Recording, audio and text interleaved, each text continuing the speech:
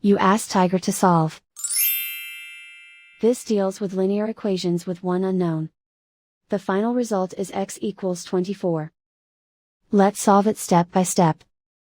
Group all constants on the right side of the equation. Subtract 2 from both sides. Simplify the arithmetic.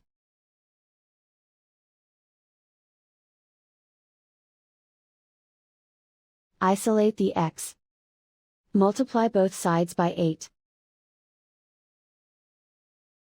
Group like terms. Multiply the coefficients. Simplify the fraction. Simplify the arithmetic. And so the final result is x equals 24.